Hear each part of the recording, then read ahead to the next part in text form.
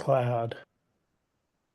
Okay, welcome to the Nesco Community Plan Steering Committee, Monday, March 10th, 2 p.m. meeting.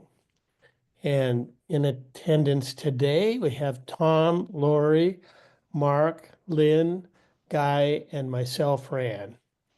Okay, so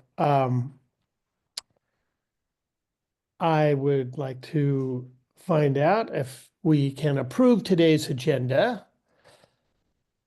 Could we I all? suggest approving it. I approve it. Okay. May I hear from all of you? Yeah. Yes. Ran, Yes, Lynn. my screen says that my video can't start because the host has stopped it. Oh, okay. So I don't know if that's the case, but I'm here and I'm taking notes. Okay, host tools is what it was a new thing that I opened. I don't want to suspend any participant activities. Try it again. Okay. Dangerous to give me new tools. Sometimes you have to go out and come back in for it to understand things. Let me see if I can just. Why would it say that? Suspend participant you've been cut off, Lynn. Huh. That's that. So I just did it and I set it on. It's on. So when it says select a camera, it says FaceTime high definition camera. And then it gives me some options about my video setting. But it's set and I'm on video and I can see myself on the screen when I just skip all this. So let me see if this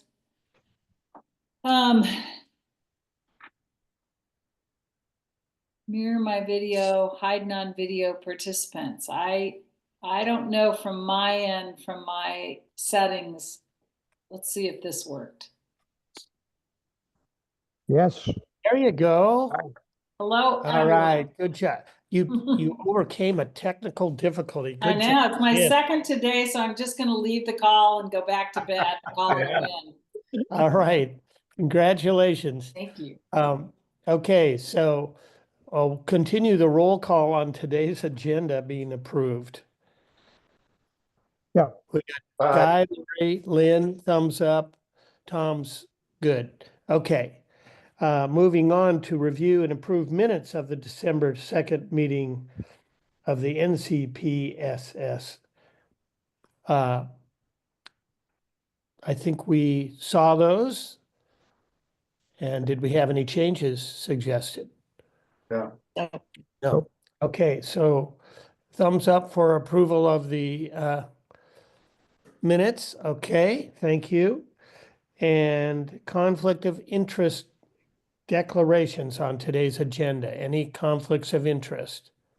No conflict from Lori. Nope. No. No. Okay, no conflicts of interest. Okay. It's as so recorded. All right, so we are continuing. We've got no Sarah so far. I did talk to her a little bit ago and she is planning on attending, so. Okay, all right. Well, thank you for doing the rework with Sarah, Tom, on the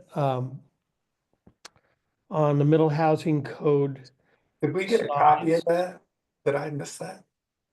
Yeah, we were sent a copy about 2 or 3 days ago, I think. Yep. A red Friday, I line. think. By Tom? Yes. Yep. I can send it to you now if you like.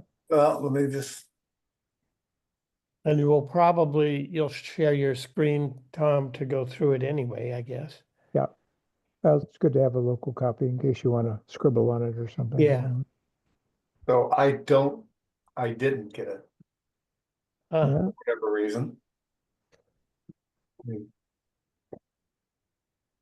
Yeah, the last thing I got from Tom was in January, mid-January. You know what? I bet you. I think it went. You know what happened again? There's that thing Oh, where the other address. sometimes, yeah, I don't know what happens. It gets sent to my Gmail address, which is my junk mail. And Tom, I got it. It's in Huh. my alternate address. Let me. You assume that my stuff is junk. I won't take that personally. It's not an editorial comment, Tom. It's fine. Sorry. Doesn't bother me. Okay, I got it. Anyways.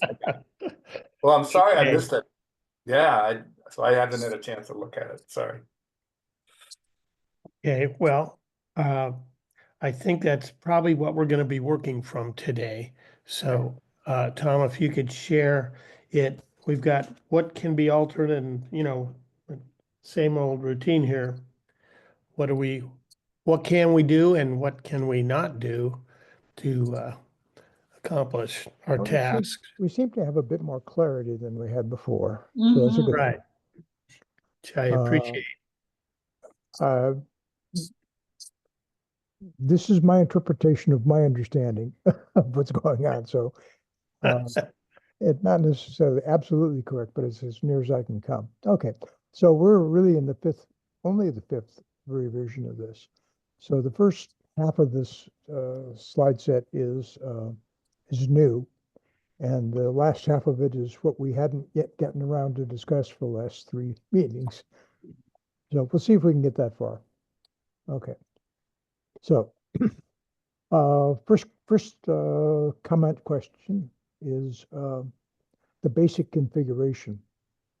It needs to be between 4 and 8 dwelling units. We had talked about having lots more dwelling units, but apparently what the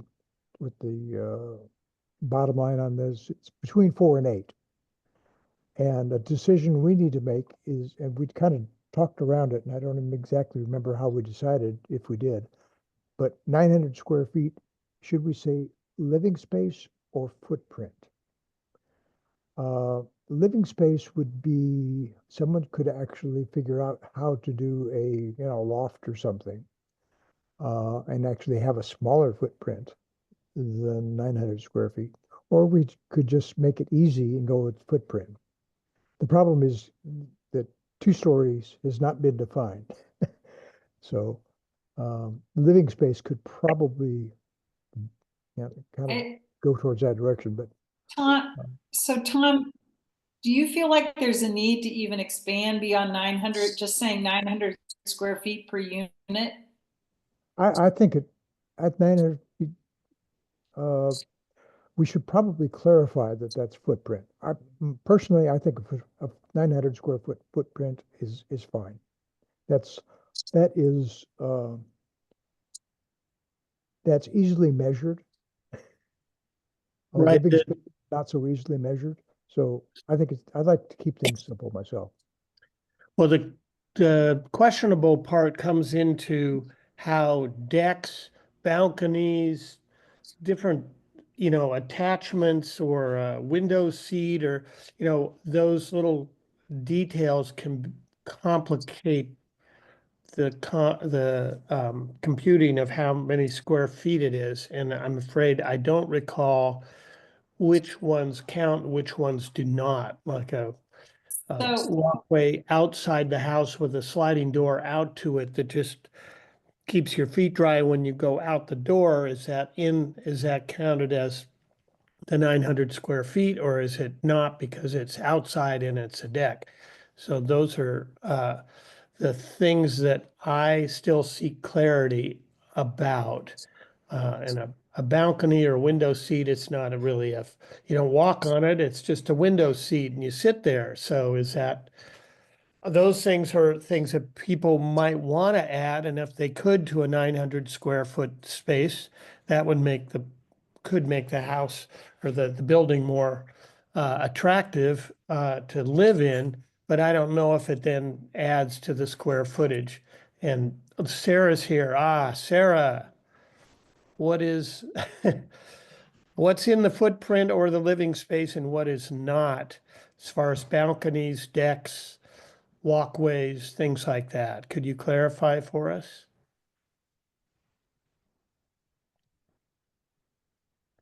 Oh, maybe she went to get a cup of coffee or something.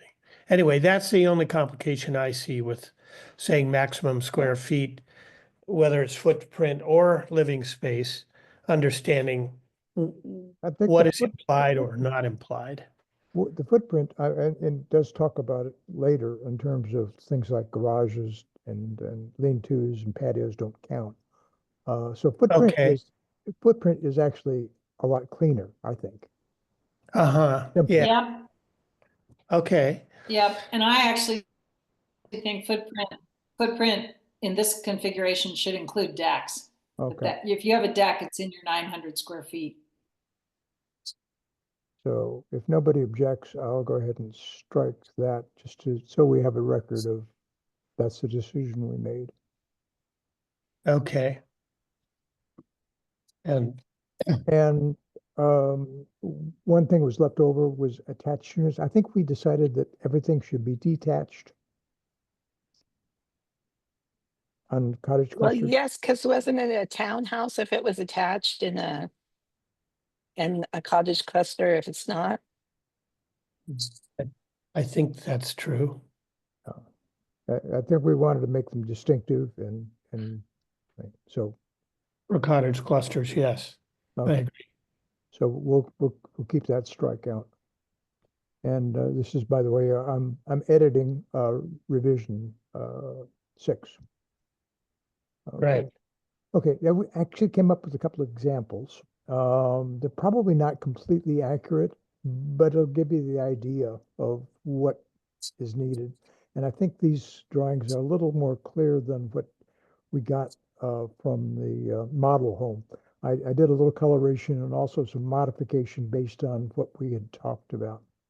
okay, So this is for reference, and we may need to come back to this slide. But I color coded the common ground, solid waste facility, and the screening, and we'll come back to those. And then I also did a little cutting, and no pasting, just cutting, and made a version for 4. So essentially, we're looking at that kind of a setup. And this is just an example, or that kind of a setup. okay, good, And that's helpful. this is smaller, and that's bigger. So it's just tries to represent the differences. Very good. Okay. And In then the eight, in the Go ahead. 8-unit example, could you go back there for a minute? Sure. So in the back left-hand house, would they have use of the property on the other side of that sidewalk, or does that belong to the middle house on the left? Do you know what? So upper left Is of the 11. white all common area, or are those attached to the houses? These are our optional areas. I mean, you could plat it however you wanted to, my understanding. This has to be common area. Mm-hmm. How the other stuff is divided up is just a matter of how the individual property is set up. So I don't think it says it one way or another. I mean, you could say that if they were individually platted, now if it could be that somebody owns all of this and basically they just those houses could be occupied in sort of like a townhouse thing. So I mean, that's really not spoken to by the drawing, put it that way. Okay. So Okay. the street facing cottages, none of the 4 have a garage. These don't have these are examples without the garage. These is with carport and a garage, and these don't count on the 900 square feet. Right, so you can see what those would look like. I see, this is not necessarily, Yeah, I With the- wouldn't think anybody would probably do exactly this layout, yeah, but it's meant to be kind of a catch-all, and it's probably got some probably some errors in it. Yeah. Okay. Okay, helpful, What's the thank you. is there a parking requirement? Yes, and we'll Yes. get to that. Okay, Right now, as a matter of fact. Well, I've always been ahead of my time. Well, had I actually remembered what I did last week, I would have told you, oh, yes, it's right here. But I didn't. Okay. So I mentioned the screening. This is site obscuring between lots. Now, that's a little different than some of the other things that they talked about in the model home, the model plan. This is, unless there is a reason that you can't have screening here. For instance, if there was a street here, you wouldn't want to have that blocked to that. But under normal circumstances, if there's a there's a lot next door, you would screen the parking from them. Uh-huh. So that's pretty cool. This is one off-street parking per unit, which is what's represented in those drawings. 50% are required to have garages, which the drawing doesn't show. And of course, ADA is kind of puts wrinkles in that. And 50% are required to have off-street parking with So, a pervious surface. Now that's, as I remember some of our discussions, that actually is somewhat problematic. We don't necessarily know what that is. Gravel is or is not pervious. I don't know. But that's up to somebody who's an expert, which I'm not. Tom, Yeah. So the cottages that have garages, so they, in a sense, those units would require, oh wait, never mind, one off-street parking. So the garages, never mind, my confusion. The way I read this, and I may have read it wrong, is it looks like you have a 50% overage on parking. Yeah, Because if you look at this, there are 4 parking places, plus if those were 2 garages. This would actually be compliant with that statement, whereas that one doesn't, but this one does. yeah. Hmm. Well, do we need to clear that up? So Is when there we any- present it, Yeah, I mean, is it to provide extra parking with this dense of development seems unnecessary. Maybe that's not quite the right word, but I'd rather there be more green space, right? I mean, the goal of these places is to create a livable environment. And so if you're at an affordable price, and so if you're living in a very small space, greenery is your friend, and it's also much more tied to our values. Now, if there's a 4-person family in there and they have 2 cars to get to work, which is what Nescoin will require. I mean, we have an area where there's not a lot of jobs, people are going to be driving somewhere. Then I can see that, okay, we need 2 parking spaces for these places, but in terms of the value of the community, it would be far preferable just to say everyone's got to have 1 parking space, or a garage. But requiring extra parking seems. Well, as you were saying that, I think I misstated that. I don't think that this is an adder. Hi everyone. Hi, I'm here. Hey, it Hi, is so Artie. hi. So for cottages, to confirm, the code allows us to ask for up to 1 off-street parking space per unit. So Tom's slide is correct. So let me actually modify this a little bit, and that's actually a more further explanation of what an off-street parking requirement is. So it can be covered, uncovered, garage, carport, or open Okay. space, That's whatever. We don't correct. care. We don't care. That As long is as it's correct. 1 spot. Okay. 1 spot. So I was incorrect in what I'd said before. Okay. That's all right, Tom. We forgive you. But your slide is right. It's one space per unit. Okay, and the ADA compliance, if you've got an ADA unit, you gotta have an ADA parking place. Off-street parking, look. This Be is something located, about, so that,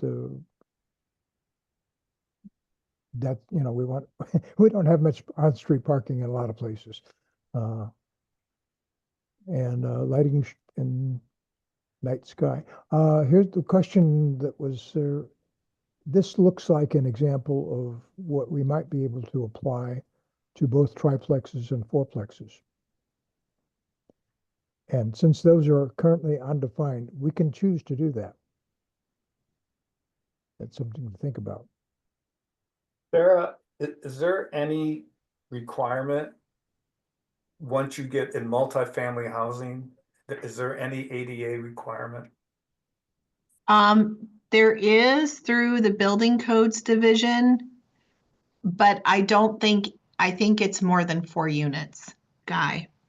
Okay, Like Kingfisher Apartments had to meet ADA requirements because of the number of units. so we don't have to, I mean, an ADA compliant site is something that would be an option for somebody, not a requirement of anything we're doing here. Whether it's cottages or fourplexes or triplex, whatever. That's right. But to incentivize ADA units, one of the things that other communities are talking about with cottages is to allow more flexibility in footprints, sizes, etc., to incentivize ADA units. Or in other words, to make ADA units not necessarily have to restrict themselves to a square footage, for instance. Right. Then you still bump up to more than 1 story if you go over 900 square feet. But that is one of the questions that I have into the consultants is how would that work if we wanted to incentivize ADA? And it could be even with greater lot coverage allowances or other things and other housing types. So, The biggest thing in space would be bathrooms and doorways. and the kitchen, there's Like- specific construction requirements for the kitchen. Sorry. So Yeah. Sarah, of the 40 plus houses that we're hoping to get for Nesco Inn or units, 40 RAN units, what would be a likely goal for ADA facilities? Oh, that's a good question. Because in my I would- experience, if you Mhm. don't target an ADA development, or you don't say, we'd like to see at least this many, it won't happen unless the owner is disabled. I mean, the developer. It's a real hard category to get on small pieces of land because the optimal goal is single level, bigger piece of land. So if there's a target for what we should be doing, and I think it's probably harder to build on a hillside with ADA because you're going to have more elevations to deal with. Also, not a good thing for ADA. What it would be good to have some kind of sense of what the goal is here. Mm-hmm. So I am meeting with the consultants. Number of units. Yeah, I want to say,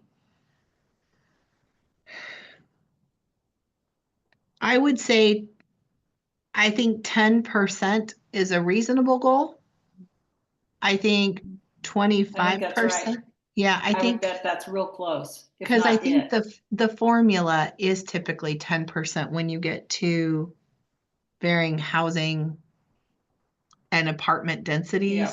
Okay, just wanted to have a sense of, Thank you. What we're planning for. And to me, if it's a cottage cluster, it would be realistic to say we're going to have 3 units and one's going to be ADA. Mm-hmm. And that frees you up. Do you have to have at least 4? Remind me, I can't remember. So for a cottage cluster,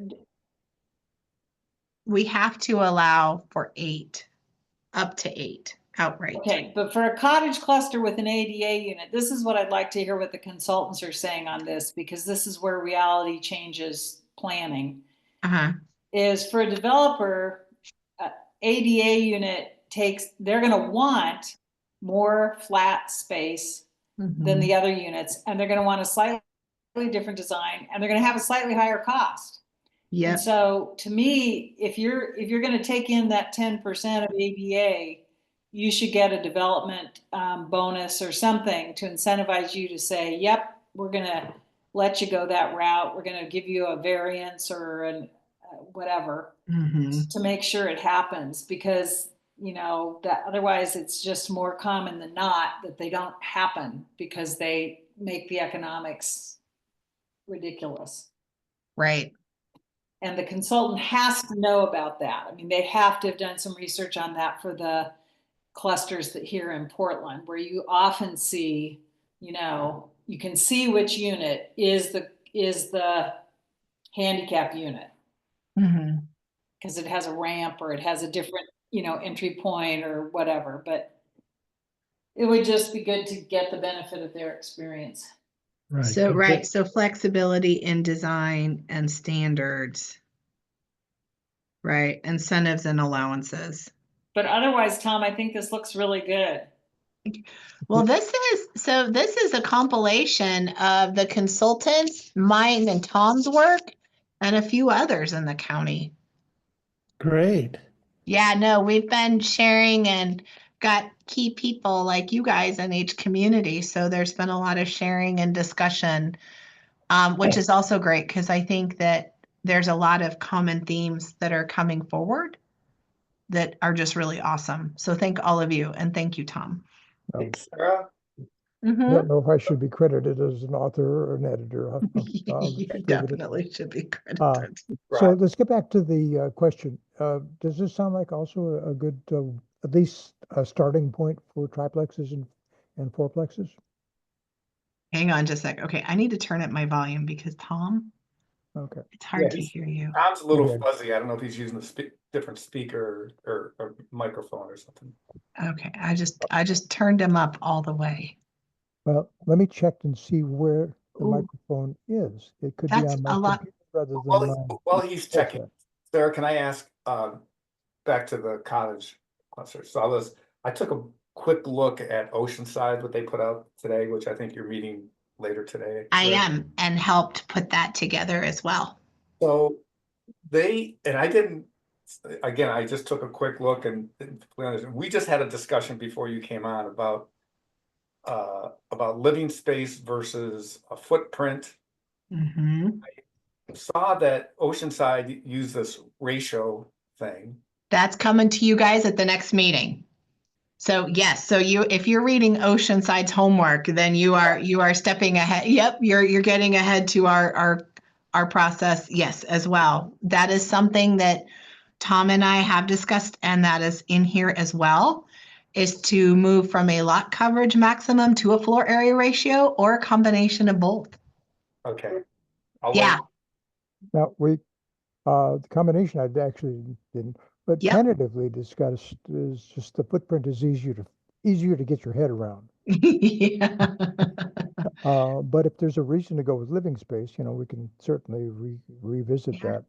Well, it was pretty, and I didn't spend a lot of time with it. It looked pretty complex, higher math for me. But no, I'm just curious as to. So you think we're going to be considering that here at a future time? Well, and I'll tell you. Yes, and for a couple of reasons. But here's why Oceanside and Neocani are both interested in that as well. Neocani has no lot coverage maximums. They have no percentages, no anything. And they have some of their lot sizes go up to 30,000 square feet because of slopes and topography. So the conversation in Neocani and then watching the failure of the 50% lot coverage maximum in Oceanside is finding a method that truly meets the intent of proportionality between lots, open space, and lot coverage by structures. Yeah. Nescoin has had the best success story with how you measure lot coverage. So there's just, it's an option to bring forward as we're working on it in other areas. If you agree that there needs to be more discussion about proportionality, it also kind of gets rid of the fear of the 3-story cube, Mhm. right? That is multiple units of housing. And so this helps address, the floor area ratio helps address that. And then also what Tom and I preliminarily talked about was maybe there needs to be a floor area ratio and a lot coverage maximum for other things like decks, porches, steps. You still got accessory structures, whether we want to look at impervious surface. So that is coming because we know one or the other alone may not achieve the desire of the community. And I think, Guy, it's going to be a whole meeting just to talk about that. Okay. But thank you for checking out other places. I send it out. Also noticed, by the way, Sarah, that in terms of outrighting conditional uses in their residential zone in Oceanside, they had no farm and forest. They didn't. Ah, That was something that was done a long time ago, Guy. And they do have a community growth boundary versus a community boundary. So there are some nuanced differences, Planning Commissioner Guy Sievert, between the two. all right. We'll move Astute on. observations. Thank you. Okay. Can I just add one more caveat to that, please? Sure. Sure. So the thing that will be interesting for Guy and others is some of those decisions were made before we got to the table. So I just want to say, Guy, you and I are working with what we were given. No, I get it. No, I get it. My hope was that you were in all the various housing bills. Oh, yeah. Dave Gomberg and I had a talk about this, about is there a way that the state could just say, because of the focus on housing and the needs for housing, just unilaterally take out of residential zones and unincorporated communities, take out farm and forest. Just made no sense. But anyways, that's a hot topic we don't need to get into right now.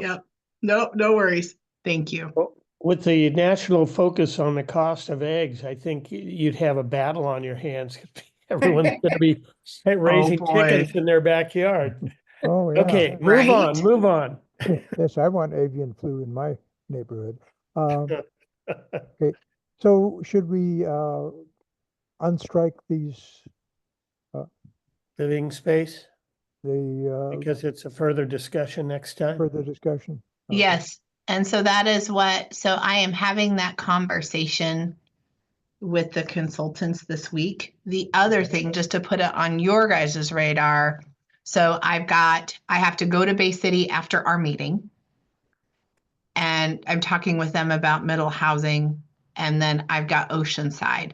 So by the time we meet next, I will have those determinations for all these things because we're all clicking at the same pace and doing all this work. So yeah, so definitely more to come. We are honing in and fine tuning some of these nuanced pieces.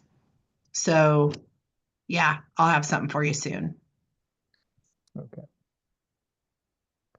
So one of the things I did strike was the attached units. That we decided against attached units, right, Sarah? Yes, our recommendation, especially for the village feel and for open space, if the committee agrees, would be to require units to be detached. Yeah. Okay. Unless anyone feels differently. In the cluster, yeah. Yes. Okay. Okay. Back to this. And not sure I got an answer to my question about, do we want to consider these as at least a template to start with the triplexes, fourplexes? In terms of garages and off-street parking only. So part of that, Tom, I do have that clarification into the consultant and hope to get that honed in again later this week. Okay. We'll Yeah. schedule that then. But So if- I would love feedback though, what you guys think. I think in principle, that would be the case. I mean, want in general, one off-street parking place for every living unit? Am I missing something by saying that? Would you require a garage? No, just off-street parking. It could be a garage, could be just a, you know, a covered display. It could be uncovered, just an off-street parking spot. And we'd have to certainly define if it was not covered, well, how much space that would be, but Well, this says half of them would be required to have garages. yeah, I think that's too restrictive in my mind. But I get Lynn's point earlier about green space, and when you have a lot with multi-unit housing on it, that green space is, in a sense, becomes more valuable as a living space. And that would be the only reason in my mind why you would require something to be out of sight. You know, not that you're gonna take away. You know, to build a garage, you're gonna have to take away green space, but Well, you can see less sky if you have a garage in the way. So it actually is greener, green space more, in my opinion, to have parking places, but I don't feel strongly about it. well, the nice thing too is, you know, a lot of places that, you know, where the garage and other places could be on the first floor and most of the living space is second floor, which a lot of homes and certainly in the village, the old village in Nesco have already. A garage on the first floor and, you know, some bedrooms in the first floor. The main living space is on the second floor. Yeah, a lot to be said for that in that low-lying area. That Okay. way, when it floods, it doesn't make a. Go ahead, Lori. I think that as long as we can focus on our goals of the green space, having it fit with the character of the village, and providing housing for middle income people, working people, we should give them as many options as I can to make it work for them. So requiring a garage is a little bit arbitrary as long as they've got their car off the street. And if it works for them to have, you know, a parking space with a bunch of plants around it, as opposed to the space that you need for doors to open and all that kind of stuff inside a garage that makes the parking space a lot bigger. Seems like if we can keep to our values and give flexibility, that would be a really healthy approach. So would you say have the option, 50% of the units have the option to have garages, or would you? No, just take it all out. I mean, It would all come out if we wanted to give folks those options. Okay. It's just my thought. I'm not declaring Right, that that's the way right. it needs I'm to just- be, but I I mean, I think that if we just say one off-street parking place per unit, we've done it. And if someone wants to do a garage, even just one garage, if one person wants a garage and the plan comes in and the garage creates an opportunity for a better common space, I mean, all the design elements are possible. And there's so much housing in Nescoin now that has no garage. I mean, it would be, and if we're trying to make these affordable, if that's the point of this level of density, then I just think we should say, you know, we want your car off the street. That's our highest need. Yeah. And let the garage be the determinant of the builder, give the builder or the developer some flexibility. yeah. If we started getting restrictive, I'd rather do it in that upper section that requires the fence or the vegetative buffer or a combination, or if there's some things that we think screening wise are important. To me, that's more important than requiring them that they have a garage. Agree. Okay, so is the consensus, we would prefer not to have these sub-bullets? Yes. Anybody object? Nope. Okay. Strike those. That makes it simpler. I like that. Fewer bullets on the screen. That's my goal. The fewest number of bullets possible.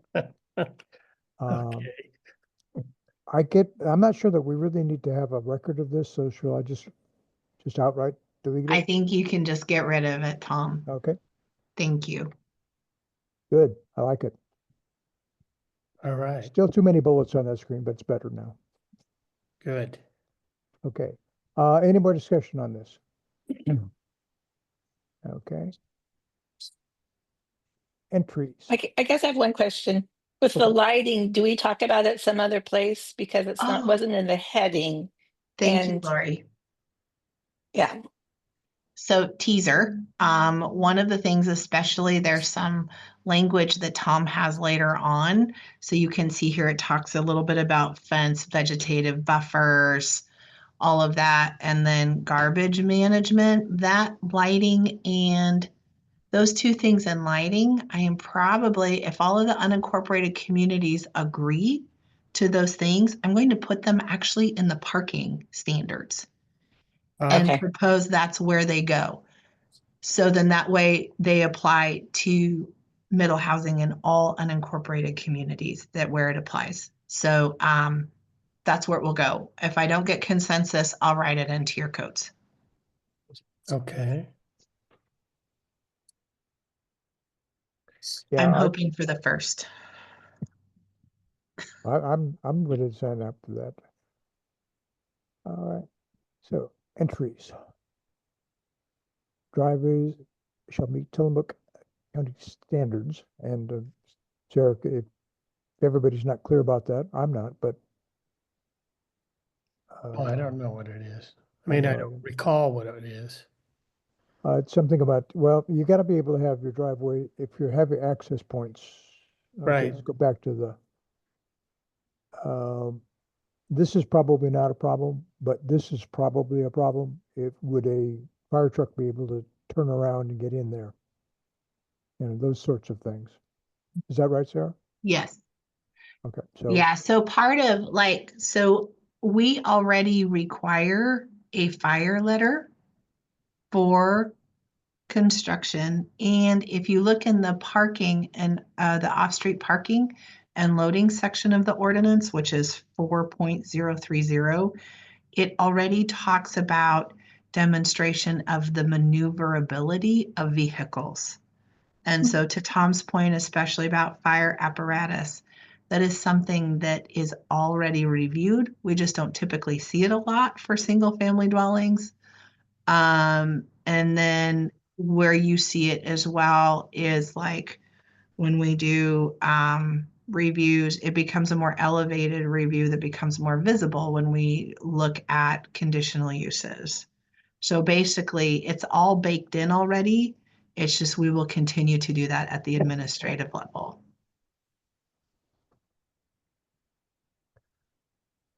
Mhm. Okay, the second bullet talks about standards, which you guys are much more familiar with than I.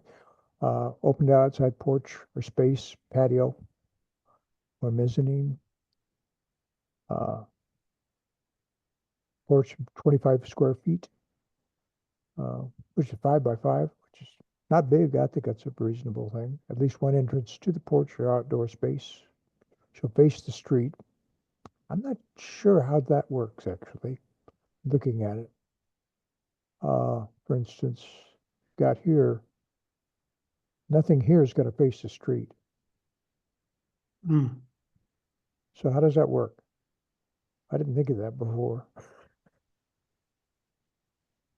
Yeah, that's a good point. That doesn't make sense in terms of this. Yeah, I think that must have been carried over from something else. Yep. 'Cause, I think that's before we had pictures. yeah, Yeah. I don't, I think that doesn't work. Well, we could require, I mean, if you go back to that schematic there, Tom. those front four cottages face the street. Yeah. They have side porches. And I think what we're thinking about is a visual from the street. Do we want a solid wall? I mean, think about the village in particular in Nescoin. Can you think of any building, any house, whatever, that doesn't have some kind of porch facing the street? Hmm. I can't. And I think it would be as a visual thing. Do you want, let's say 4 2-story walls facing the street? Or 1.5-story walls? I guess I, for one, think that there should be on the street side some kind of porch. Well, if you abut a street, I can see that, but this one is, these are not anywhere Yeah, near a the ones in street. the back don't, but the street is up to the top of those 4, Okay. right? On the top. There's a Yeah. street there. You could, of course, actually have a hedge there and you wouldn't see anything. But It's That's just even, restricting you having landscape there. that's even worse in some ways. They have some kind of, Sarah, Yeah. what's the design aspect of this? I mean, to me, this is really hard to do this well and not just have it look like a mobile home park. And so, to me, it's important to put the burden on the developer to meet a framework of standards, but then also to present something that doesn't look awful and doesn't turn into instant, bad housing option. So Right. I don't know how to do that. I know that the article in the Oregonian last week on middle housing, where they showed what had been built in North Portland, and they were townhouses, so they were 2 stories. But one of the things that I couldn't tell from it is what were the design standards, what was being done, because the thesis was middle housing is to get people in houses. It's not necessarily all affordable housing. Right. What we're trying to do is get people into houses who can't buy overpriced houses in Oregon, like, because we don't have enough houses. And that's kind of a different thing, because what they have found in other areas where they've tried to create affordable housing is they don't do it well, and it turns into instant bad housing. And it's not a good investment. It's a particularly harsh investment for people who are of lower income. So I just don't know, in the ethos of this whole initiative, where do we fall on that? Where do we say, look, these are people buying houses who this is a generational wealth move potentially for some of them. And how do we make it so that the design is of a high enough quality that it gets there, as opposed to, just turning into what looks like a mobile home park? well, it has to, Lynn, it has to be. I mean, I don't know the answer to that. I haven't been close as, I haven't seen any discussion of it until that Oregonian article. I think, Sure.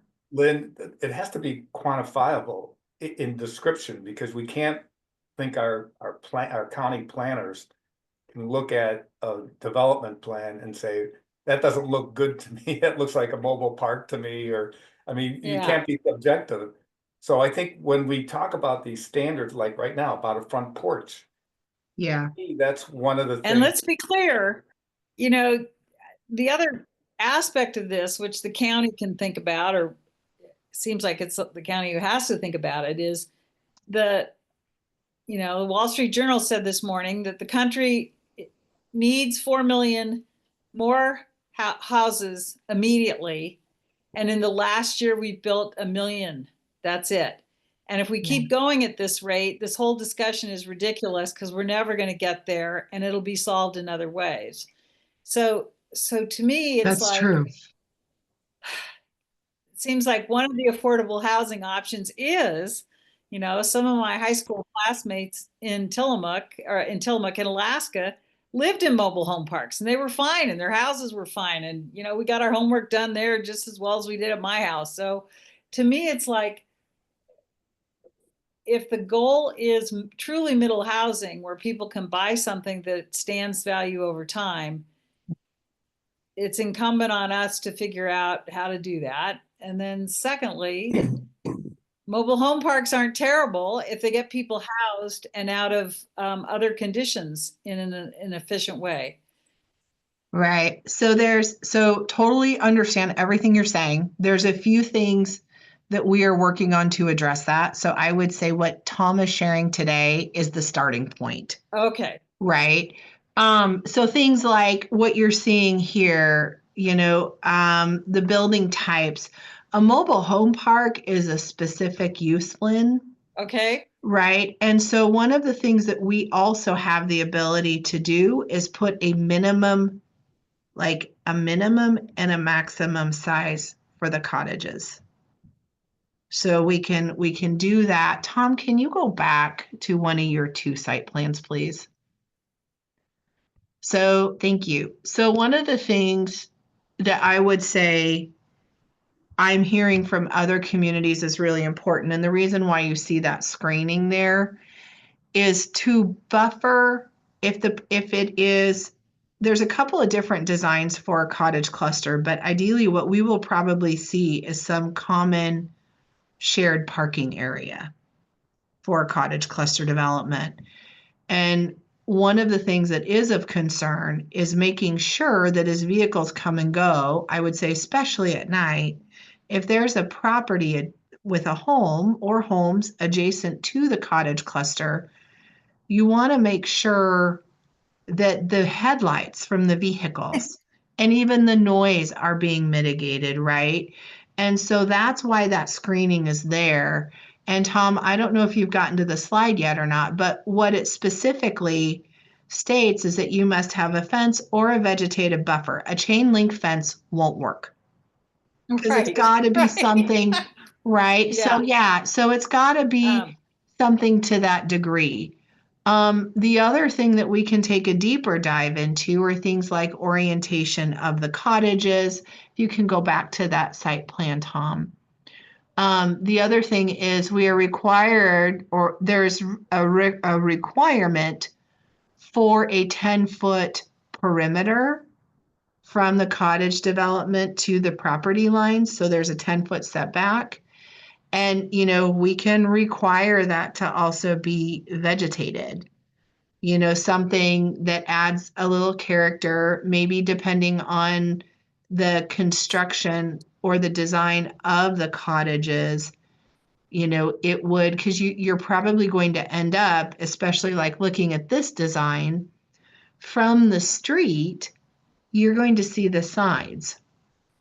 So you may not see it, maybe a wall with a window, and that's all you see, right? Because just simply the orientation of the cottages, you might have a straight wall on one side. And so to that extent, maybe requiring landscaping on those street side yards, is also something that's important, to where it breaks up kind of the staleness. It adds a little vegetation, it adds a little character. The landscaping is definitely something we can hit on. And then what I would do, thinking ahead of how that looks to be permitted, what I would do is for any trees and shrubs, even if they were small, require those to be planted before I issued certificates of occupancy. So I think there's some ways that we can look at this to talk about, how we make sure that there's character and the right character in terms of what I can appropriately permit and regulate. Does that make sense to everybody? Well, how do you feel, Sarah? Do you feel that it would be too encumbering to require some kind that a porch in the front, X square foot? No, I don't. Not at all. And in fact, that is common practice. So To the street or to the commons? I mean, Street. Oh, to the street. Typically, the porch goes with the front facade or orientation of access. right. But doesn't it, in a cluster, the orientation is to the commons rather than the street? You can have two porches, it's, nothing would restrict that, Rand, but what I'm thinking of is those front. When you walk down the street in Nescoin, what we're talking about is a village feel. I mean, let's go back up to the 50,000-foot discussion about what we see. Mhm. We talk about a village feel, you know, we talk about the house on Breakers and whatever Laurie Street is, I can never remember, that corner. And Sheridan. Sheridan, it takes away from the village feel. So one of the things in the old village, where, you know, or whatever we want to call it, the village, everybody has a porch. And that's something that I think we ought to try to maintain, and that gives a sense of community when everybody has a front facing, even a cluster, at least the front cottages have a front facing view, and it contributes to the view, the community on the street. Now, I agree, the ones in the back, or you can have them, they could have two porches, there's nothing wrong with that, it's not that, you know, it's a big restriction, but if you wanted something towards the commons, but I just think that a requirement would be anything that facing the street, there's a minimum porch size. So is it, so then we would require those units that face a street, their front would then also face the street? Or would you That's- require that they have some sort of building facade? Because part of what we'll talk about with floor area ratio and design standards, which is coming, would actually address some of those things to where you don't see a stale wall. Right? Because I think what I'm hearing is there just needs to be some character or something that's breaking up the design from that street facing view. Is that right? But also, again, we spent a lot of time talking about this community, family, friendly, welcoming village. Right. And there's nothing more unwelcoming than a solid wall facing the street. And a solid wall could be two-tone, it could have some relief on it, you know. That's what I'm asking. It could have big windows, it's still unwelcoming to the street. You feel it's still unwelcoming. Yeah, I actually I've got to feel say, I've got to say that the cottage cluster is meant to be an entity of its own, facing Right. the courtyard. And to me, you're just violating that concept. you could have both though, Tom, that's the thing, I mean, I think we could incorporate, I agree with Rand saying that you want to have, each cottage should have some kind of opening or place where they could be outside that faces a common area. That's great, that's an internal thing. What we're talking about is external and the view of the street, but I mean, that's just. I have a strong comment about that.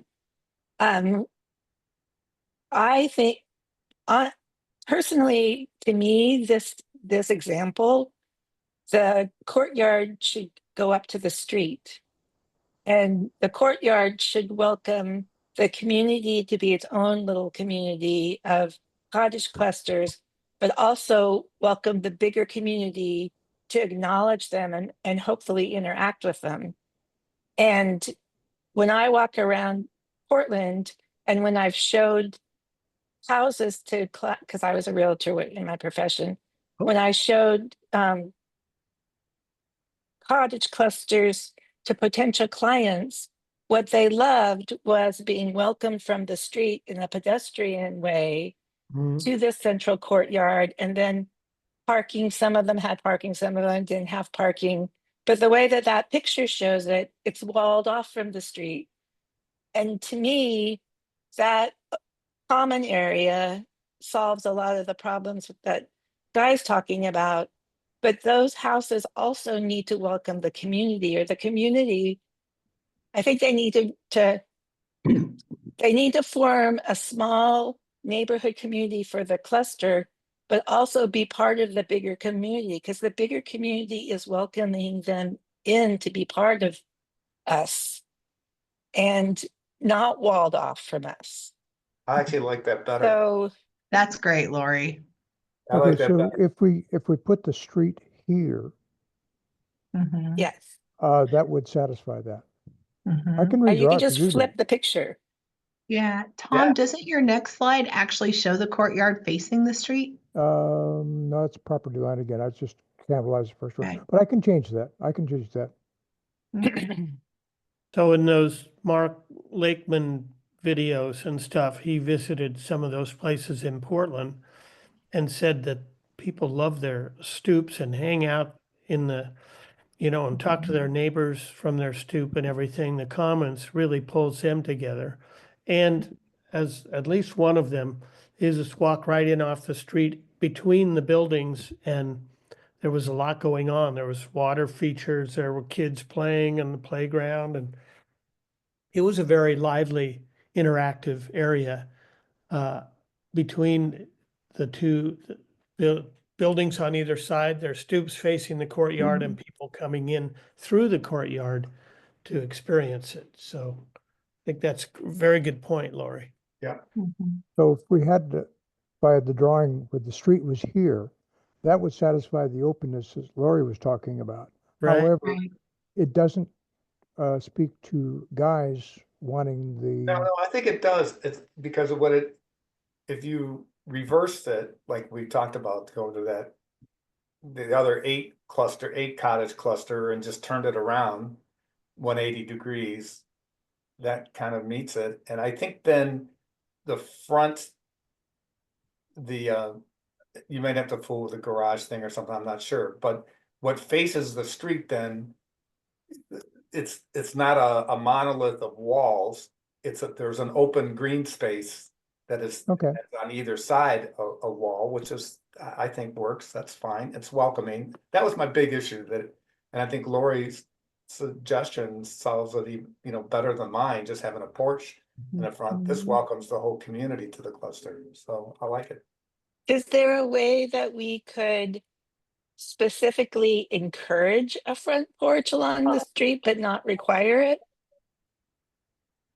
I mean, I think one of the things that this discussion touches on is, and I'm just going to be blunt here. What is going to work is if this feels like the community that exists, which is largely driven by front porches, front doors, front decks. Some exceptions due to, everything's crashed in together, smashed in together. What isn't going to work is if this looks like a precious little place for people who are working in the community, who are in subsidized housing, if it looks like, which is what they found out with, it's what created the ghettos in New York, is okay, so we built a bunch of housing and it didn't look like anything around it and it never got better. It went down in value, it became a social disaster, and it was a physical plant disaster. So to me, I think what we want to say to the people is, and I don't know if there's design, I bet there's no design review in the village. There's certainly design review in Nesco and North. But what we want to say is, look, this has to look good. And we can, some architect, some planner may come up with something that says, we're going to everyone's going to have a front porch, but our courtyard is going to be behind, so that some of these kids, if we have kids, particularly if we have low income kids, they often don't want their kids out in front of other people because they have complicated lives. It's not glorious, it's not glamorous, it's complicated. So to me, it's just, I really defer to the professionals here. There's been so much money spent by the state on this initiative to get it right. I can't believe that somewhere there isn't, and the consultant should have it, a repository of best practice of building this kind of housing so that it retains its value, so that it embraces the community, just like Guy said, so that these people, buyers and renters here, don't feel like they're in this little island of affordability, and makes it possible to bridge communities without seamlessly. I mean, I think that's the Atlantic Monthly article I sent to you, Sarah, is very clear about how America has not done this well, and has at every turn creates a barrier instead of an embrace. And so I think the people who have spent a lot of money on this initiative have some responsibility to explain how this is done well. And particularly what we need to say is, we do want a front door approach. We do want these things so that people feel like neighbors, not, housing occupants or whatever. And we're gonna require best practice, whatever that is, when these are done. And I think it is the courtyard decision, having courtyard, having green space, but there's a body of knowledge on this that I don't have access to beyond what I read in Atlantic Monthly and the Oregonian and the ones in the affordable housing. There's a couple of affordable housing clusters in my neighborhood in Selwood that, frankly, they couldn't have done those people a worse turn than what they did. They might have well put a sign out front and said, I couldn't afford a house, so I bought this one. Mhm. And that's exactly the reverse of what we want to have What we happen. want. Yeah. So I don't know if you guys have had a chance to see the rest of Tom's slides yet, but we have baked in some of the stuff that you guys are talking about. Good. Good. And this is all really good feedback. I love this conversation. I just want to tell you guys how thankful I am for this feedback, and I am taking some extra notes. So I would say, if we want to continue, Tom, how many slides do you have today? Oh, I have more slides than we have time for. Yeah. So I say maybe we could, if the committee is agreeable, run through Tom's slides. Write down your questions. Let's see if we answer them somewhere in the slides. Lynn, I love what you just said about looking like I couldn't afford to buy anything, so I'm here. Yeah. I think that is so true. And there's a dignity that comes with that, right? Yep. Right. And a community health and a mental and emotional health benefit. And Lori, I love what you said too. And Guy, you made some excellent points. So I think why don't you guys see the work Tom and I did, see if we're getting close with some of the standards. And we've got more to come. I think this is just the starting place. So what you're sharing with us today gives us some really good direction, and definitely me to talk to the consultants about. Okay, so I'm Okay, going to let's redraw roll. these to what I understood our conversation Yeah. was.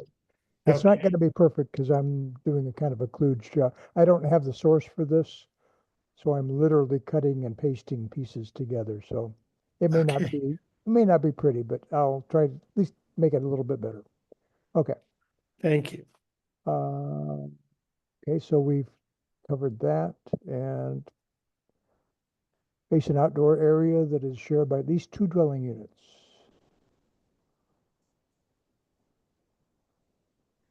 Right. So this is talking about some of what you're talking about. There's a big or in there. At least one entrance to the porch or outdoor space shall face the street. So this is where I think in terms of what the feedback that we've gotten, face an outdoor open area that is shared by at least 2 dwellings. Some are part of the open areas within 10 feet of a lot line that abuts a street. I think this is a good start, taking into consideration the feedback that the committee has shared today. I think Tom and I can do some more work in that area to better refine that. And Lori's suggestion actually meets that. Yes. Open space kind of. Okay. I would like to see if I can add some more clarity to that though, just based on what we've heard, but I think this is a good step in that direction. Yep. Okay. Moving on. Talking about the outdoor open areas. There's actually 3 slides that talk about it. I couldn't get it all onto one, not even close. I don't know. Do you want me to read these or just want to read them yourself? No, we can go through. You can read them. Thank you. I can. The people on iPads would probably appreciate if they were read. Fair enough. Yeah, I only have two massive screens and one small one, so I mean, I'm a little bit disadvantaged at knowing what you're doing. I'm sorry, that was a brag, wasn't it? Sorry. Okay. Cottage cluster development shall meet the following minimum outdoor open area standards. And it shouldn't have a, should not. I'm sorry, I have a little bit compulsive about my punctuations in these things. A minimum of 150 square feet of open area is required per cottage. When I had this, I decreased that, and I think that's a kind of an area that's similar to what I'm talking about. So if you look at it, 750 square feet, let's see, for lots equal in area or greater than the minimum lot requirement, the minimum is either 150 square feet, lots with less than 750 square feet, or 20% of lot area on lot areas greater than 750. Garages and carports with a shared individual shall not abut the courtyards, which I think is a good idea. And that's consistent with the drawings. So one of the things that Tom and I did was we ran what square footage would look like. So for 8 units with 150 square feet per unit, which I don't, especially west of the highway, I don't anticipate 8 units, but just the math we did at full maximum scenario with 8 units, that would be a courtyard that would be 30 feet by 40 feet. So Huge. that's huge, right? Yeah. So if we're looking at probably realistically cottage clusters that are probably going to be between 4 and 6 units, which given the lotting patterns and lotting sizes, the sizes of our lots, if you did 150 square feet times 6 units, and then you take that square footage and put it into feet, I mean, you're looking at 20 by 30 is what one of the dimensions is. So it's not, at first the thought of 150 square feet per cottage seems like a lot, but when you get it to the actual dimensions in feet, some of them aren't that big. And then what we can do is require that at no point the courtyard be less than 15 feet wide, right? So it gives some flexibility. You can do some, they don't have to be squares and rectangles, but we can put kind of a minimum dimension to where it doesn't end up being this long skinny strip that serves no purpose. Does that 150 feet include or exclude the setback from the street? It's in addition to, because that 10-foot parameter is there. That 10-foot setback is there, which honestly is not a lot of room. No, I know, but that's, I mean, it's a small amount, but Yeah, you're not including that as correct. And we can, and it doesn't include the parking area either. So the committee can, so this is definitely something to noodle on. You can see where there's the option of the 150 square feet. Then you can see where Tom has broken it down a little bit more. So these are definitely options to think about. My recommendation would be that you do, I'm not a big math person either, but just kind of some basic math, and we can come back with some examples of what that would look like. I didn't mention it specifically, but the examples that I did are not to scale. Sorry. Okay. If you want something to scale, I'll have to redraw them. Anyway, any questions it- on this? It would be nice to have an example that showed the maximum lot coverage and what the open spaces would look like with the maximum. And then an example that says, based upon our knowledge of how this probably will be implemented, it will be more likely that it would be about this density and about this open space. So people could see what the worst case scenario is, but also not imagine that as being everywhere, but see what the probable or the more likely kind of configuration would be. And I think that might help discussions. Okay, are you saying example as in text or drawing? Drawing. Fine. I'm just Some thinking of something visuals. for people to visualize. Okay, Mhm. You could probably ask Chat GPT to come up with that, Tom. Mhm. I was thinking the consultants personally, since they're the Mhm. ones that have the technical ability to say that, but Mhm. So Sarah, again, I know there's a setback on the front street, but does this include the other 3 setbacks you have on the sides and the back? Yes, the setback from all property lines is 10 feet. So and that cannot be part of the green space. That is correct. That is not calculated into the open space. Now, we can require less square footage per unit if we wanted to, but I think that's where those examples will come in. And Lori, I'm actually working on those with other communities right now because we're all clicking at the same pace. So I will have something to share with you. good. That is Yeah. to scale. That is, yes. Not being an architect or an engineer, you all know what my drawings look like. So, I mean, I may not meet expectations, but I will get you something simple where you can at least see something. I would give it to Katie, and she Luca. probably has a software program that'll do that for you in 30 seconds. Probably. Although it is good for my math guy to keep my math skills going. So you Okay. guys, I'm gonna Okay. just give this to you and because I tried sending it from my Atlantic subscription, but I can't. The article you're looking for is February 10th, 20 that I'm telling you is February 10th, 2025. It's called Stuck in Place on Why Americans Stop Moving Houses and Why That's a Very Big Problem.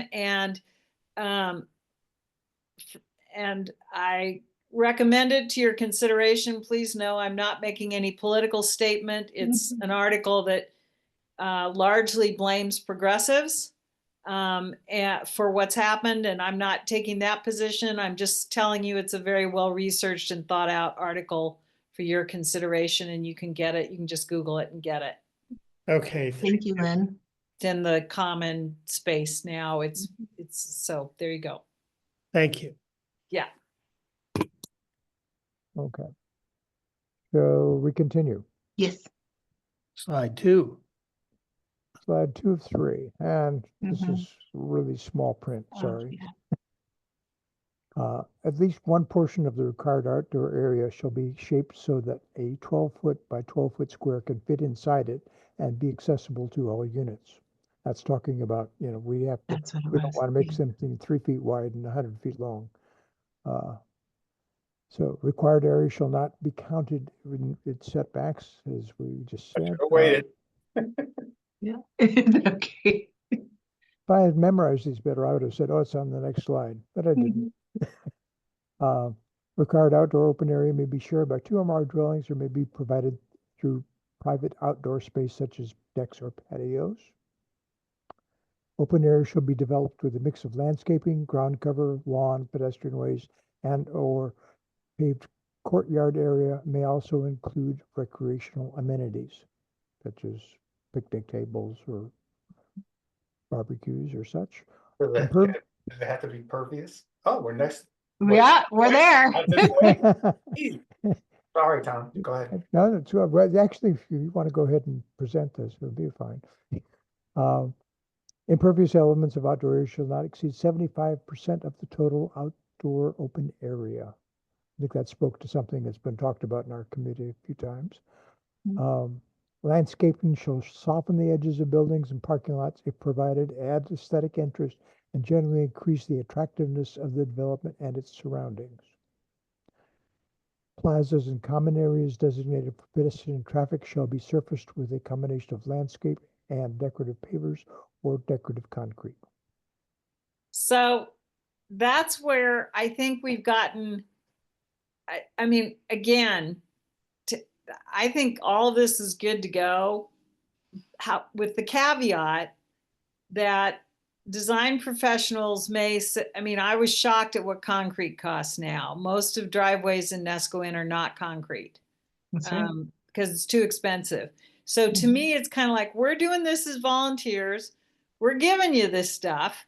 These are reflect community values, but please understand, millions of dollars have been spent to this point on design aspect for middle housing.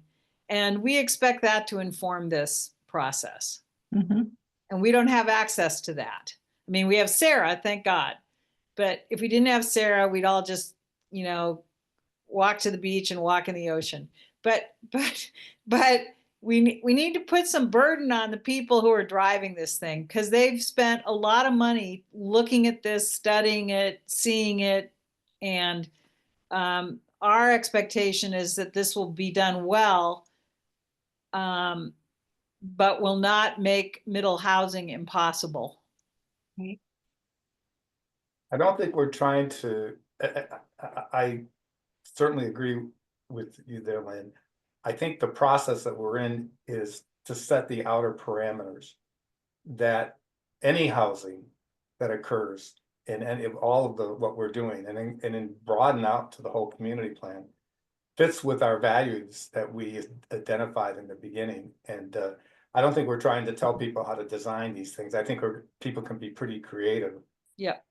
And they can have access, as any good architect can have access to the millions of examples around the world.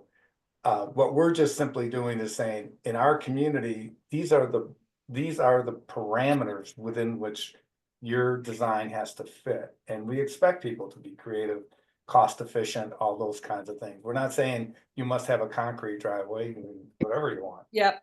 So I understand, and I agree with you, Guy. Yeah.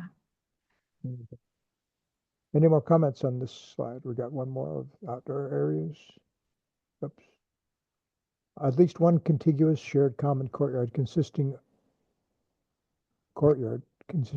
shall be provided. I don't know. I think we can remove consisting, Tom. Yeah, I think so. Sorry. Shall be provided for each cottage cluster development. I think I simplified some language. It didn't simplify it quite enough. Okay. Cottages shall abut the common courtyard or on at least one side of the courtyard. I'm not Oh, sure this what is they a would do. duplicate side. This is another way of saying what we've already said. Okay. It's the recap. Common courtyards shall be sized to provide adequate space for relaxation, recreation, and socializing. The common courtyard shall contain 150 square feet minimum within the cluster, be a minimum of 15 feet wide at its narrowest, be a mix of landscaping, ground cover, lawn, pedestrian ways, and or paved courtyard area, and may also include recreational amenities, which we said again. May not have impervious surfaces in excess of 75% of the courtyard area. There's some repetition here I could get rid of. Yeah, that's all right. Pedestrian ways shall be included in a common courtyard. Pedestrian ways that are contiguous to a courtyard shall count towards the courtyard's minimum dimension and area. So if I understand that correctly, these pedestrian walkways, that does include the common courtyard area. In the commons. Yeah. Right. But they also abut the common area to make sure that you can fit that 12 by 12 square and that minimum 15-foot width in there. Right. So they're counted, but they're counted in terms of right. Yeah. So if that was 3 feet wide, that's 3 feet wide, 6 feet. So do the math. I don't. Okay.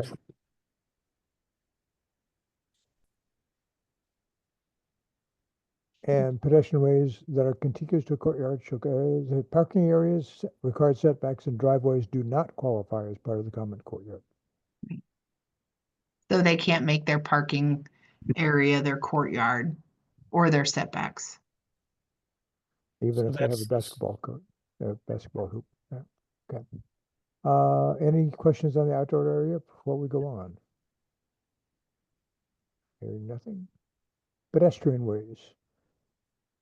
Accessible pedestrian ways shall accessible.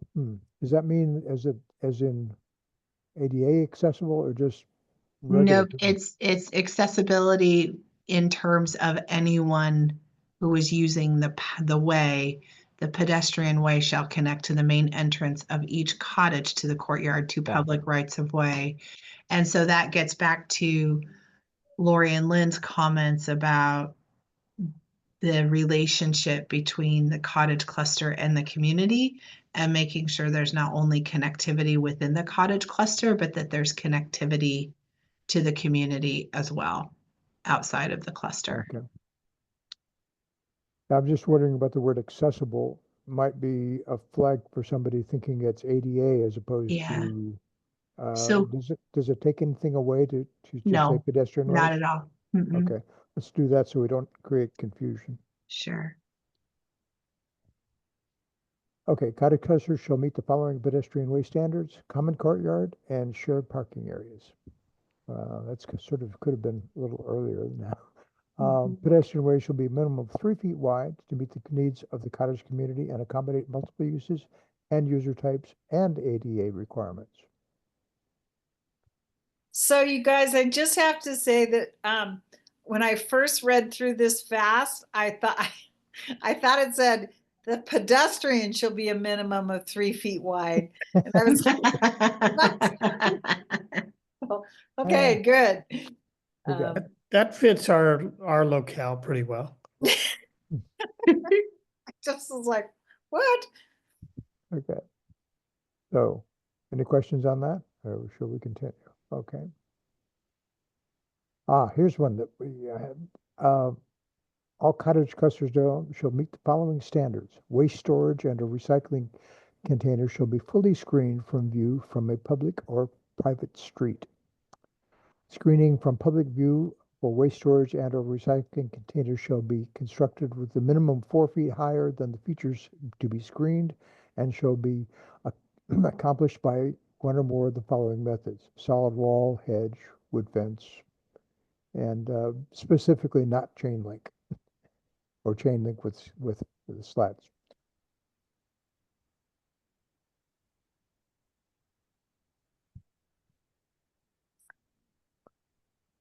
And once again, this is something that might possibly just carry over as a general dictum to the triplexes, fourplexes. Yeah, so that's the question, is understanding, and it would be, what it potentially may be outside of cottage clusters would be that for townhomes or fourplexes or triplexes, where there will be a shared waste storage location, that this apply, right? Because if everybody has a garage, it may not need to, but if there's going to be a shared area for trash and solid waste, then I want to make sure that I'm requiring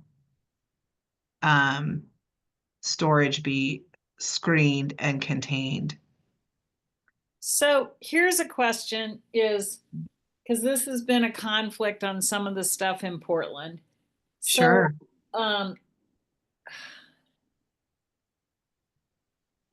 one of the things that people always have is too much stuff and it all moves outside. And, at least in the village, we've got bears and stuff. So I think, to me, for this provision, we want to not just say that there will be appropriate storage and containment, but that, to limit I don't know that we have any control actually over where people put their stuff, but I guess that's my question here is, do we have any opportunities to control the kind of explosion of stuff that looks at like American homes today? I do not, just to be frank. Okay. All right. Yeah. So Lynn, you can put all your stuff in your front yard and ESCO and it's fine, unless you're in an area with regulated CCNRs that can do that. Just Sarah, for God's sakes, don't ever tell my family what you just told me. I'll never talk to you again. I said it's okay. Yes, okay, we'll move our sofas all out to the front yard. Okay, Yep. Can't do Okay, anything about it. Okay. any further? Hearing nothing? Actually, I have a question about that. The cottage cluster itself could make its own CC&Rs, is that correct? They could, Sure. if it's individual ownership, yeah. Just like the townhomes. Yeah, because that happened actually in Portland at New Columbia, which was originally a housing complex that was built for after World War II to house returning vets. And then it degraded into a not great community, and they tore it down in Portland, and they built these mixed development market rate housing and also affordable housing. And there was quite a controversy within the community about people putting too much junk on the front porches and their property values going down. And the citizens there voted on CC&Rs that were way more restrictive than at the beginning of the project because of exactly that. I can see that. So, I love that, Lori. That's a great example. I had forgotten that entirely. And you're right. That's what saved them because they were, yep, yep. they Okay, yeah. thank you. And that was you know, that was self-regulating themselves Yep. because they had the option to do it. So do we need to say something that says that the cottage clusters can make their own CC&Rs if they want, or is that a given? It's a given. Okay. Yeah.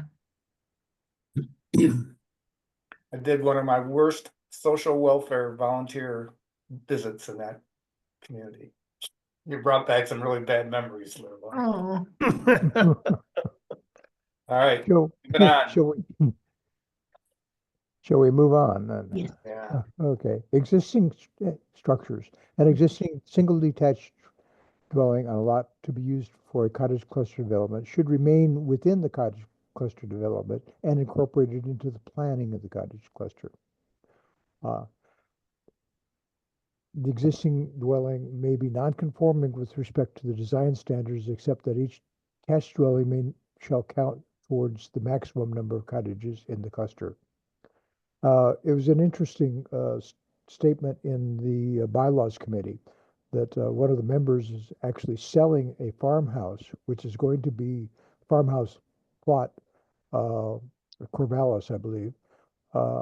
And there's actually a fairly large lot, and they're going to develop it into a cottage cluster and leave the original structure as a common building. So that's sounded like a great idea. Yeah.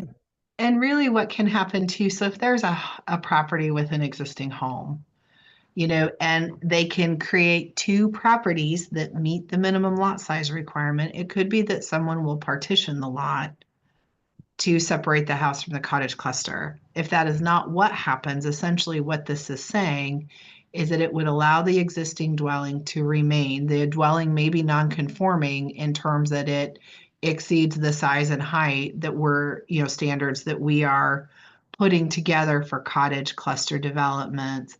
But it is noted that that dwelling will still count toward the maximum number of cottages in the cluster.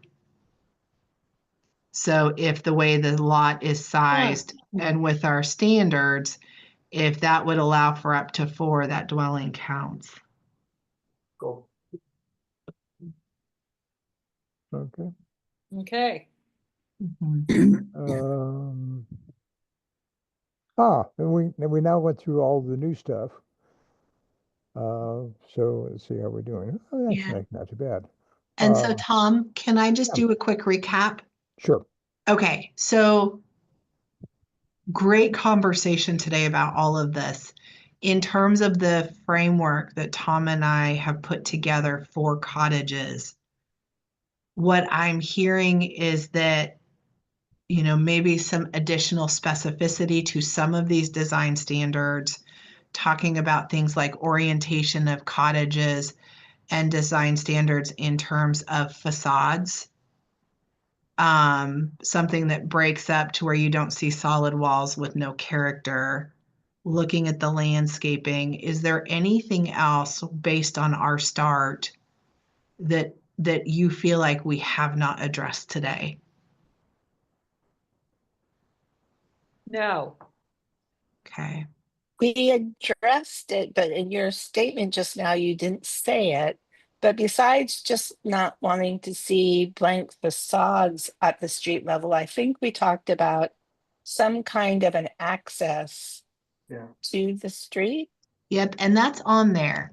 So it Okay. talks about pedestrian ways, connectivity to the street. Because I mean, and your point very well taken about the relationship between the community and the cottage cluster.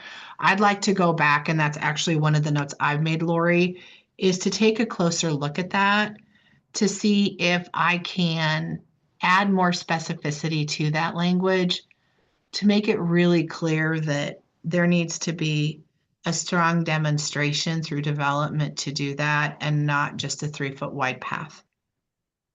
Right? Because what I'm hearing you say is you really want that accessibility, but also the appearance is important. Because what I'm hearing Lynn say is we don't want something to get plopped down that looks like I can't afford to live, I can't afford anywhere else. So that's why I'm here. Mhm. Yeah. I'll be honest with you. One of the things to me that I'm not sure, and I guess I would ask the committee. So Tom, the slide that talks about a maximum of 75% of impervious surface in the courtyard. Yep. You just had two that had it on there. Impervious elements of the outdoor open area shall not exceed 75%. So to me, I don't know if that means the courtyard as well or all outdoor open area, including the parking lot. Because if it's the courtyard, when you start doing the ratios of what that in terms of square feet, and then if you did, 20 by 30, 40 by 50 with those areas, I think 75% is a lot of pervious surface. Yep. Mhm. And well, like, I don't know, I'd like to see more specificity to limit the amount of impervious elements for the courtyard. To Lynn's point, also, concrete is expensive. If we're wanting some sort of decorative materials, that's going to increase cost. We don't want to see gravel, right? We don't want to see a graveled open space area. So to me, just thinking about appearance, community livability, wellness, and where I can look at aesthetics, I would like to drop that number below 75%. Great. Okay, so I'm gonna work on that a little bit more too. And also to define it more. I mean, Yeah, I can do does it that. include the setbacks and all that kind of stuff? Yeah, Yeah, yeah. yeah. Okay, thank you for that. That's one of the things that I've been thinking about as I go through this with all the communities is I just think 75% is a lot. Sarah, how would this play out like in Viking Estates? I mean, when we think of the cottage thing, we're, because we're more familiar with the village, Yeah. and we're not thinking of, like you said, there's some of these, the potential for an 8 cottage cluster is more possible east of 101 Mhm. west. So you get into areas like Viking Estates. One, I don't know if Viking Estates has an HOA. I think Hills of Nescoin is a HOA. Yeah, Viking Estates, I don't think they have one. And that's really kind of, I just took a drive up there the other day just because I hadn't been up there forever. Mhm. Just to remind myself as we were talking, I think one of our meetings, we were talking about it in terms of what could be developed up there. It's really a mishmash of things. And do we, how does what we're talking about, are we sure that it encourages housing in there and housing that they're okay with, you know? Yeah. They may, because it's not in the same kind of community that the village is. The street is not as important as it is in the village. Are there different things that we want to be able to consider there? Yeah. What I would say is those lots are all on septic, right? As you know, and that is a subdivision that was platted in the 70s. Yeah. And what we've actually seen there, because of the lack of sewer, a lot of those properties are being combined. And they're larger because they have to accommodate the home and the septic system. I would say this is probably one of those areas. I don't know if you would, I don't know, because of the size of the lots, I don't know if you'd even see a duplex or triplex unless they combined a few of them to make room for the system and the building. I would say I would probably not think about Viking Estates in terms of a cottage cluster because it's just a different animal altogether. Yeah, and I guess where I was thinking of is, what we're coming up with here is something for all the residential areas within our community boundary. Mm-hmm. And does it fit? I mean, I know, I'm guilty of this. Lynn lives in the village, well, kind of in the village, I mean, relationship to the village, Lori in the village. Mm-hmm. Our orientation is the village. I mean, Rand is the only kind of, Tom, I guess. Outlier. Me too. I'm off on the hill. Yeah. They're up in the hill. So I just want to make sure we don't limit ourselves or do something for the broader area within the community boundary. Because we're focused, our images come from one place. That's all. Yeah. I actually think we've been pretty careful about that guy. And the other thing I'd say is that, again, these are private development dollars. And I think the market is going to sort a lot of that out because, Yeah. and that's actually what concerns me about this whole adventure is, this isn't going to happen unless there's private investment. There's no money behind this deal. And except for the housing dollars, the federal housing dollars. And actually, I haven't looked at my watch. I don't know where those dollars are right now this minute. So I think we've done a good job of making it possible to do these clusters in the village, on the hillside, maybe not in Viking Estates. That we haven't heard from the sewer and water people. They'll have an input. The banks will have an input, et cetera. But I think we'll hear from the public if we have misguided in that regard. And Okay. I expect we'll hear that if we've just deluded ourselves. But I've had an eye to that all along, because until I saw Sarah's map, my presumption was that more had to be in the village. And I was trying to figure out how we do that and do it well so we don't ruin the village. And so I think we've been sensitive to that. Whether we've achieved it, I think we'll hear when we go to our public meetings. Yeah. And to your point, Lynn, our role is to create the path as best as we can. Yep. And that's where the housing production strategies and the next phase of this work will be critically as equally as important. Our job is to create the path. Yep.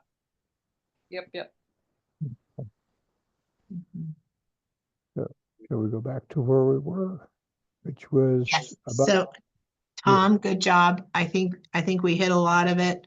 We got a little bit of homework to do on cottages, but I think we're getting close. We're honing it in. Yeah, we're getting within 15 minutes of 2 hours. So, So let's think about just a minute. I know we've had to spend a lot of time on this middle housing piece, and the cottage cluster seems to be taking, Tom's questions about, what of this applies to the fourplex, triplex, whatever. as we think about that. Mhm. But where next, in terms of middle housing discussion and code writing, where do we go after this? So I will have enough. I think Tom and I probably have one more meeting with you guys to go over some things like, especially, discussion of points from last meeting. So probably in one more meeting, you're going to start seeing draft ordinance updates from me. Because all the stuff that we've been talking about now, I'm going to take and put into the Nescoin zoning code so you can see what it is going to look like Okay. in those ordinances. We're almost there.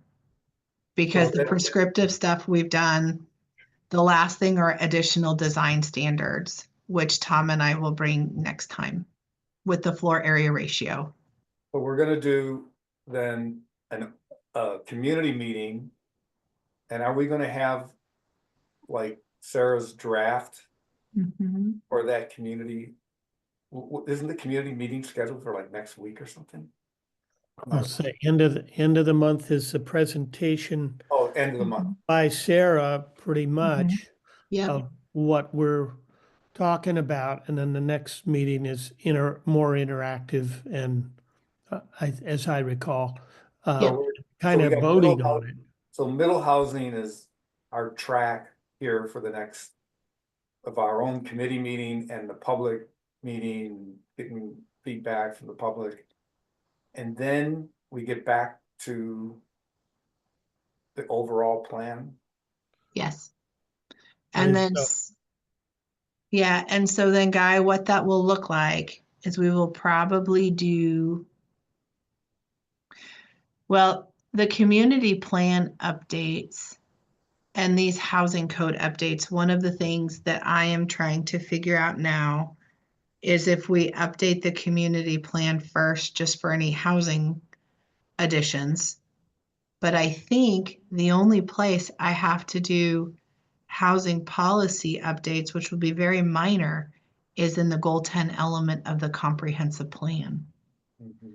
And so what I think is going to happen, and I'll know more about this in the next couple of weeks too, we will get the middle housing work done and continue to work on the community plan updates as a whole. And then those will come back at a later date to the planning commission and the board. Also because I don't want to rush the community plan updates. So we may take this in two phases. Because if the goal 10 element of the comp plan, if you recall, we've already got the policies baked in that direct the county to look at middle housing options and to encourage diverse housing options. So we've already got the framework in the comp plan as a whole to do this work. Yeah. And so then we would come back and yes, we will switch gears once I have the drafts done for this and ready for hearing, because you're also going to have a workshop with the Planning Commission in April, because I got to start bringing pieces and concepts forward to the commission as a whole, right? So you're going to start seeing things and we're going to phase everything in. And as soon as we have those drafts done for this work, then the committee will shift and focus on the community plan updates as a whole. And Guy, I have your edits partially done, so the next time you see the document, I'll have them incorporated, and we can go through those. I can't remember where I stopped, but I was waiting to get all this middle housing. thing. Yep. Yeah, that's what Yeah. I put that on the back burner. Yeah. No, But technically, I mean, we've got some things to iron out, but between the prescriptive writing of the ordinance for Senate Bill 406 and then the community choices that we're working through, we'll do some more work after the community meetings to get feedback. But I would say we are probably 2/3 to 3/4 of our work is done. Woohoo! I know. Good job, everybody. And thank you again, Tom. So yeah, we're getting there. And then definitely switching gears and going back to focusing on the community plan as a whole. Okay. So we have some more stuff that we hadn't discussed. What I'll do is on this version, strike out those things that seem to have already been covered because this is all Yeah, there's a lot of duplication in a there. lot of duplication. So what I'll do is I'll do a strikeout version that shows you what I've deleted, and Yeah. then I'll do a clean version. Great. And Lynn, could you email us the Atlantic reference? Yeah, I don't have, yes, the issue it is. I don't have a link to it, but I can No, tell no, you no, what issue it is. just the issue. I. Yep, we yep. get Will do. All right, thanks. Yeah. And I saw Sarah where I think I sent you there was a court case, was it Washington State or something that a group, you'll appreciate this, everyone, that a group of homeowners sued whatever the district was, whether it was a county or city, I don't remember now, over middle housing. They said that the incorporation of middle housing into their community was seen as a takings and that it was lowering the value of their properties. Oh, that And they sounds- lost the lawsuit. Oh, okay. I was gonna say that sounds But I thought it was, kind of know, regressive. it was interesting and kind of, I mean, as Lynn kind of says, what we don't want to have whatever it is we allow to be, the parameters in which we allow things to be built in Nesco wherever. We don't want it to be seen as the kind of housing that, happened in the 60s and 70s, throw people together in these awful places that degenerated into a mess. So, I think that's what people were suing about, but that's the only time I've seen any kind of real challenge to incorporation of middle housing into a community.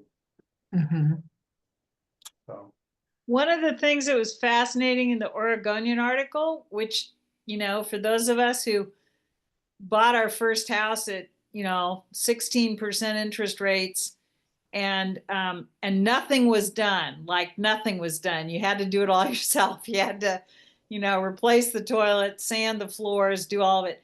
But one of the things in the middle housing quest is that part of the work, if the buyer doesn't do it themselves these days, takes the price. If you're going to have to contract for it, that's one of the elements of why housing is not affordable anymore, is because people don't want to do it themselves or can't do it themselves, or etc. And then if you do contract it out, it adds to the housing price and it's not supportable in the mortgage payment. So it's fascinating what's happened in the last 30 years. Well, and also the lender standards have gotten stricter. So sometimes, especially first-time buyers, are say, I can do that, I can do that, I can do that. But the appraisal comes in and has requirements that have to be fixed for the lender to give them the loan. Right. So, it's partly that system also. And then there's the insurance companies. So it's multi-level. Yes, absolutely. That's very true. Brutal. Okay, well, I'm glad to hear we're 2/3 to 3/4 away. We're getting there. I can't remember where we have to check back in with the rest of the community plan. That'll be a revelation to see how far we got before we got here. So thank you. And again, to Sarah and Tom, great to have this ongoing growing document for presenting to the public. That's a real critical part of this, is the communication in the meetings that we're going to have in as clear a manner as is possible to present this information, which is going to be challenging for the public to absorb. But these are really great tools, and thank you again for that. Rand, one thing we should remind our community of,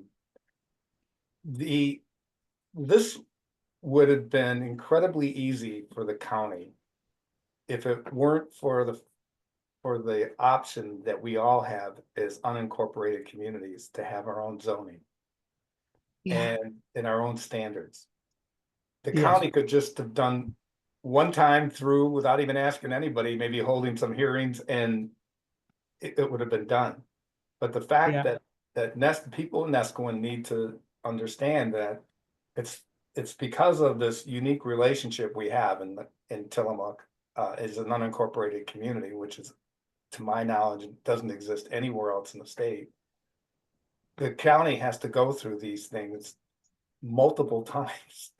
And everyone's a little bit, yes, there's some overlap, and you can incorporate this language and that, and one informs the other, and Sarah will be the first to tell you, well, I've learned something from Oceanside that we can use in New York County, and that both can be used in Nescoin and this blah, blah.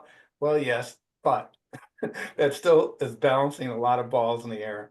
So we need to make sure the community understands that this language and the opportunity that we have to structure it for what we see and feel about Nescoin is unique, and we should be Yeah. appreciative of that.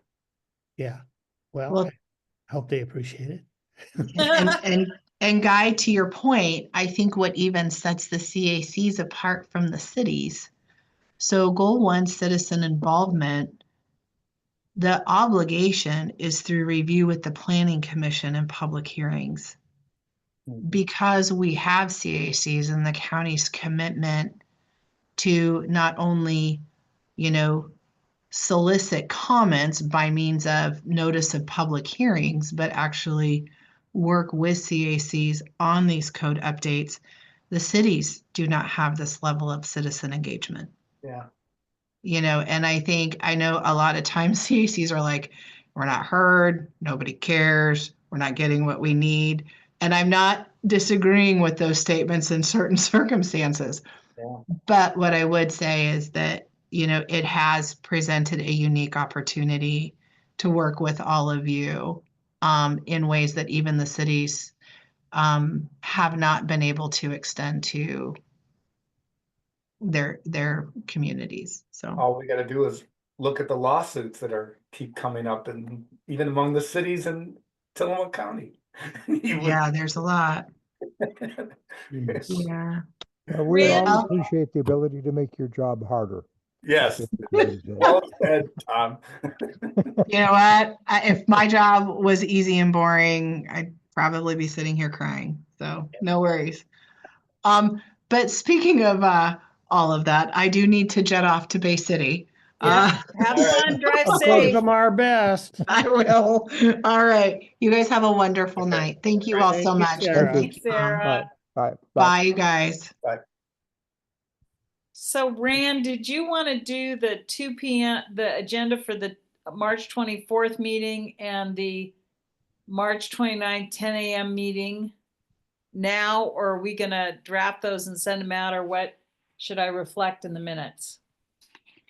Well, certainly for the March 24th and I think in the March 24th meeting, well, we could generalize for a March 29th meeting because I believe that's mostly going to be Sarah presenting what we have so far. We'll obviously be present, but I think that Yes. to not have it be too chaotic, Sarah will be presenting at that meeting, and we may not be exactly clear what she's presenting until the March 24th Right. meeting. But we could say that we will be, so for the March 24th meeting, that's when we kind of have to circle the wagons and sort out what we're presenting on March 29th regarding, probably best to just focus on what middle housing looks like in Nesquin to our understanding. What we brought to it to that point and what we're presenting to them, what Sarah's presenting to them is the result of the work that we've done to date, and that's a draft. And then for the April, whatever it is, 5th or something, it's a week, the next Saturday, we will be opening Yes. that discussion with the slides to the public to give us feedback. Right. So that's as much as I have a handle on what the agenda for 24th, 29th, and 5th are. So I would say, the remaining slides, that we have, well, so that's a question for the group. We've gotten this quite a ways, but there's still more on middle housing that exists. Are we gonna try and finish that on the 24th and then discuss? You tell me, what do you think we're gonna accomplish on the 24th besides kind of wrapping this up? Is that, you don't know? No, I think we wrap it up. I think that's what 24 is to get Tom and, Sarah's final take on these things she mentioned at the end of this meeting, and we're ready to go for the 29th. Yeah, And so she thought that through the other meetings, she would be able to get a lot clearer about some of these things using those meetings and their research added to ours to come up with something more conclusive. right. So that's what we'll wrap up and try and finalize the slides the 24th, and the 29th will be Sarah's presentation of that information. Yep. Okay, Yeah, on the 29th, I will be out of town. I will be in a place, I believe, that I'll be able to connect, but so I will have less ability to run things. So having Sarah do the presentation there is absolutely what we need to do. that's the 29th or the Yeah. 24th? 29th. 24th, Okay, I'm still yeah, here. she should have a copy of it by then, and so that you're somewhat of a free man that day, I hope. Okay. Okay, well, thank you for asking that question, Lynn. And I'll try to be more specific in putting it on the agenda that gets published. So I think that wraps it up, and I thank you all. Very good input today. Really great that everyone had points they wanted to clarify, and that got worked into the materials. So good work, everyone. And Tom, I don't think we could do this without not just your editorial and technical writing expertise, but also being able to load these slides up and go through it concurrently, and not just verbally, but having something written. It's just really moved us along, and I'm deeply appreciative of that. Yeah, it's the Do what I critical can. factor. Yeah. Very critical. Thank you. And I'll get minutes out this week. Okay. All right. And does Mark have anything to say? He's been sitting there patiently. I didn't catch that. What? Ask Mark. I would just say it's just really, I've just been listening today, and just the thought that goes into everything that you're doing here. Especially the thought that I'm hearing about care for what the cluster should look like over time, and how they should fit in and still be affordable, which is really, really hard to do. But just really, really great conversations, and I just applaud you all for doing this kind of really, really, really technical type of work. So thank you. All right. You. You're welcome. Okay. Okay, I could stop Thank you sharing. all. Sorry. Thanks, Have a Rand. good evening. Thank you. You too. We'll end the recording. Wherever the hell it is. Host tools.